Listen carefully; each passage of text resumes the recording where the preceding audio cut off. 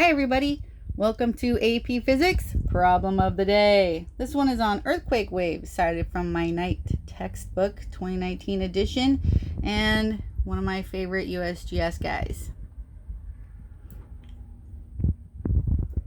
So, man, the crust is moving. The crust is moving and friction is pulling back and stress is building and things are twisting and slipping and sliding until, boom, snap back. Friction is overcome and we get an earthquake.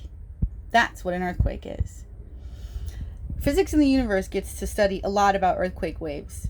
If I had to condense it all into one 50-minute lecture, it would be this one, the USGS lecture. So if you're interested in this stuff and you want to learn more about geophysics, click on the link in the bit.ly. So here's the deal. Earthquake waves are mostly really complicated, and there's a lot more to the story, but we're going to isolate one particular low period wave because it follows simple harmonic motion, which is great. We have some data from Japan in 2003. This is a graph of the vertical motion of the ground during the passage of an earthquake. And you can see a little bit about what's going on here. And the first question is it transverse or longitudinal? In fact, if you haven't already copied this whole piece down, I would suggest you pause it now and copy it down and then come back for the solutions.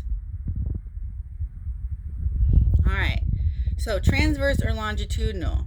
Well, I'm thinking about which way the molecules are moving and which way the wave is propagating.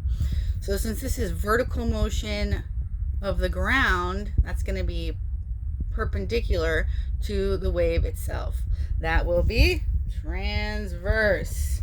Plus there's this fancy T. T's are helpful to remember perpendicular. And you may as well just add another L here to longitudinal because that's parallel, right? This is perpendicular.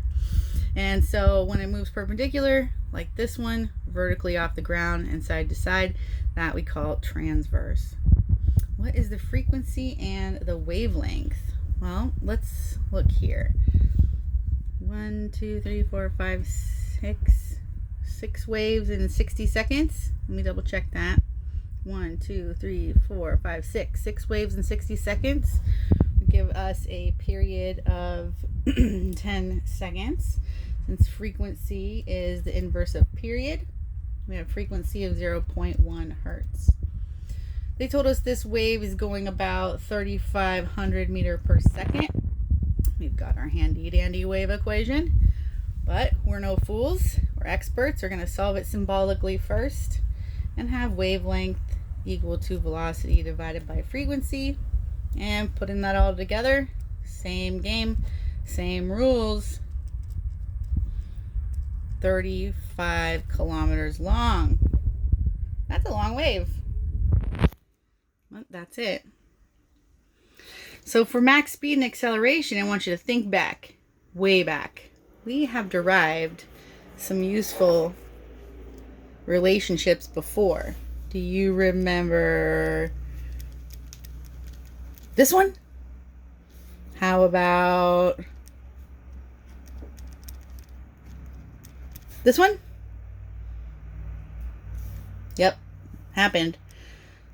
2 pi, 0.1, 0.5,